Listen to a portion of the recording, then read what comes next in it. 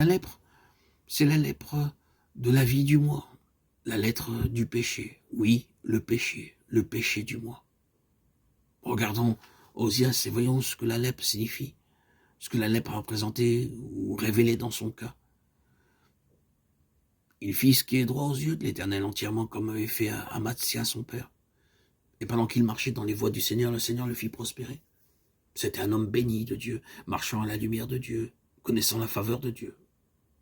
Et à côté de cela, cette chose profondément enracinée dans le cœur de chaque homme, toujours prête à s'élever et à tirer profit des bénédictions même de Dieu pour se faire un nom, obtenir une position, s'attirer grandeur, gloire, pouvoir, influence, satisfaction, et se donner une réputation et une position. C'est cela. Qu'est-ce que la lèpre? Quelle est cette chose qui est en abomination à Dieu? C'est cette vie du moi qui est en nous tous, qui s'introduit même dans les choses de Dieu et cherche à les tourner à son propre compte et avantage personnel. Le Seigneur bénit et dans le secret de notre cœur, nous devenons quelqu'un parce que le Seigneur a béni.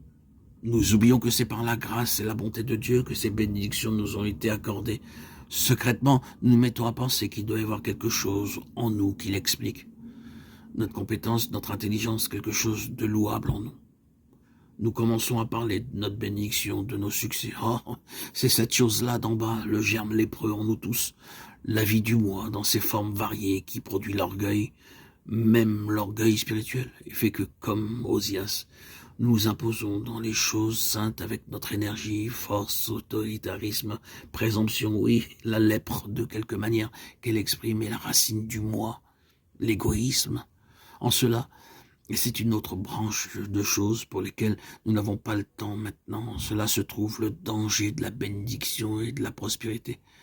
Combien il est nécessaire d'être crucifié au milieu de nos bénédictions. Combien il est nécessaire que Dieu mette sa bénédiction à l'abri de nous en nous montrant continuellement ce que nous sommes et que tout est par grâce.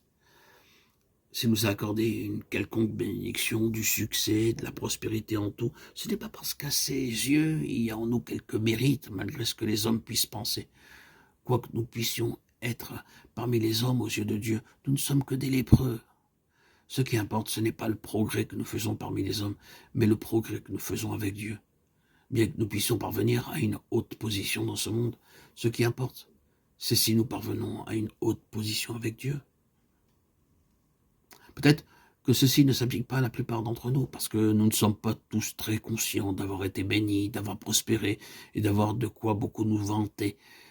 Pour la plupart, nous connaissons le contraire. Beaucoup de choses qui nous vident et nous humilient. Mais venons au cœur de la question. Même là-bas, au plus profond, il y a en nous un désir intense, un besoin du moi.